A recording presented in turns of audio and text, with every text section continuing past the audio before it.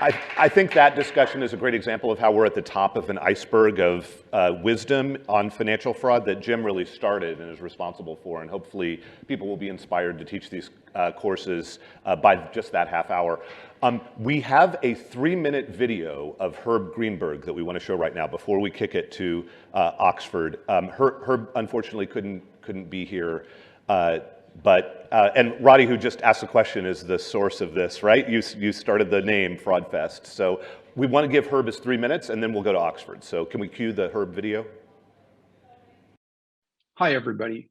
I wish I could be there live, but yesterday was my grandson's 2nd birthday here in California. So logistically, it was quite impossible for me to be there. But luckily, because we're doing this virtually, I can be watching this from home with a whole bunch of other people.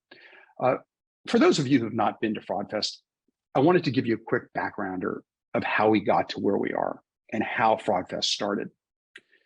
I was sitting at dinner with Jim Chanos 6, maybe 7 years ago, and he turned to me and he said, "You ought to start a fraud conference." And I looked at him and I said, "You serious?"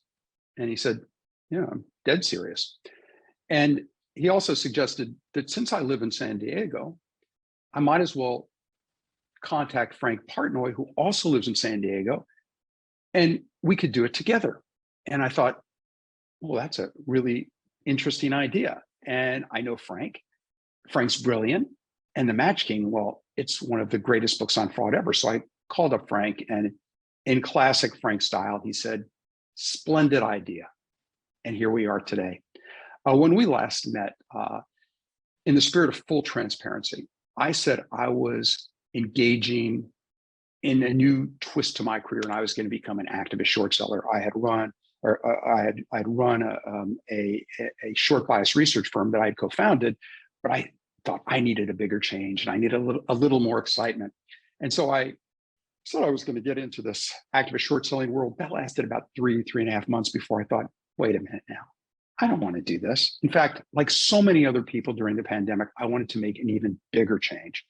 And so I decided I would start writing an investment newsletter about stocks that would go up. Did I time the top? 100%, and proud of it. But that gets to something that's often lost in all of this. When we talk about Fraud Fest, a lot of people think this is a conference for short sellers. It's a conference to find shorts, to find short ideas. Well, let me tell you something. Now that I'm doing longs, I can tell you the one thing that concerns me and scares me the most is the fear of getting bamboozled.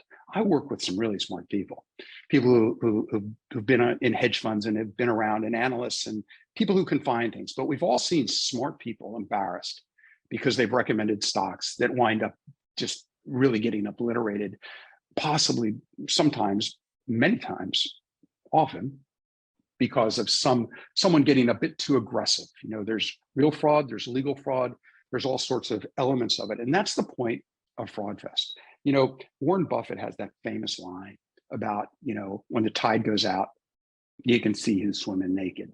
Well, right now, I can tell you, I live in San Diego. I look out at the ocean. There's a lot of skin out there. And therein lies my concern as a guy doing longs. And so that's the point of Fraud Fest. And that's the point of what we're trying to do. We're trying to minimize the chances of getting bamboozled. Look, this is a fantastic program that we're putting on today. I think it's the best we've ever had. And I hope you enjoy it as much as I know I will, virtually, of course. So listen, have a great day, everybody. And I'm joining Frank in just welcoming you to this great event. Sorry Herb couldn't be here, but let's clap for Herb. Hopefully he'll be watching, celebrating with his family. All right. So